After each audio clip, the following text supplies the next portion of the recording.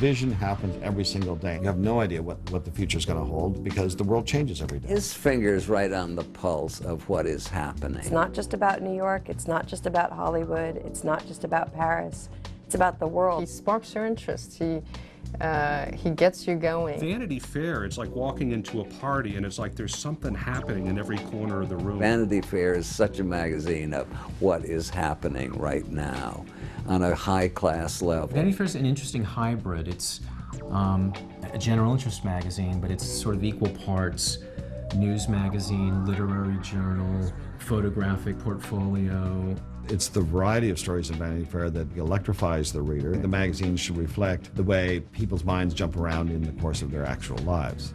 It's the merger of all things. It's the merger of style and news. Something serious and something light.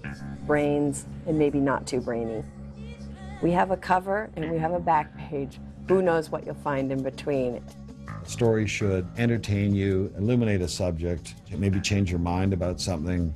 I don't want to be the first in with a major story, but I want to be the best with a major story. You give it the space, and give great photography, and tell a full narrative arc of a story. I try to choose people that will change the culture. I don't go for people who've had very tidy lives. Vanity Fair will have the most entertaining, definitive story on a subject. You are not just a mirror of flattery held up to a culture, but we're a bit more of a funhouse mirror.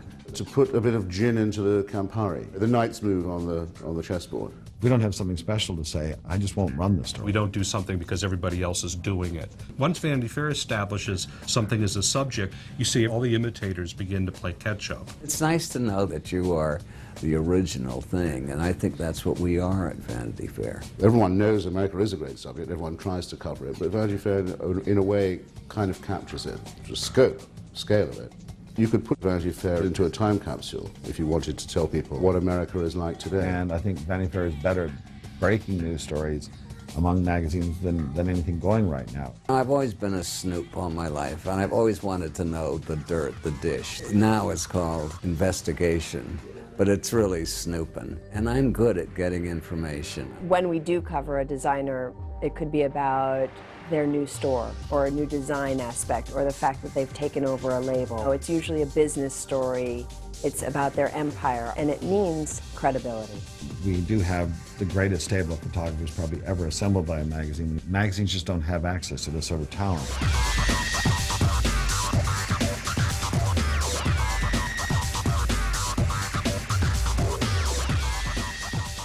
Each cover has its own personality.